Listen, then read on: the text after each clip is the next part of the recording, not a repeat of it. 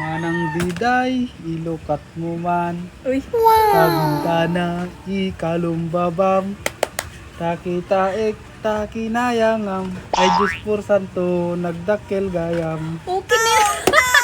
Huwag mong babatuhin, bakit? Walang iya ka. Akala ko matino-tino na. Bagong natutunan ko yun, City Payan. Ano ka ba naman? Ba't ganun yung dulo? Yun yung turo sa akin ni Paring Boy. Walang iya. Morning. Akala ko seryoso na. Oh, seryoso naman yun. Bakit? Mali na naman ba? Sakto naman, di ba? Walang iya ka. Parang nakita mo na. Ano ba yun? Oh, wala. Ano yan? Ang bibili mo? Pilihan ako ng ano? Dioberm.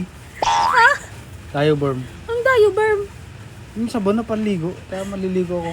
Bioderm. Wait lang, titignan ko. Dioberm. Bioderm. Sige, bahala ka na. Magaling ka pa. Wala, ubus na pala. Wala. Wala. Yung ano na lang. Yung Silka, yung kalabasa soup. papaya yun. Ano ka ba? Hinog o hilaw? Yung minog na lang City Pie para ano, mabango. Sige, wait lang. Oh, di ako malilate ngayon ah. Wala na rin palang ano, hinog. Hilaw Wala nang na lang. hinog? Hindi, pwede na nga yun. Lalagay ko na lang sa rice dispenser ko. Kung nalang papainog Ano? dito. So may lalagay? Sa rice dispenser. Ba't mo ilalagay doon? Tsaka dispenser yan, ba't mo ilalagay?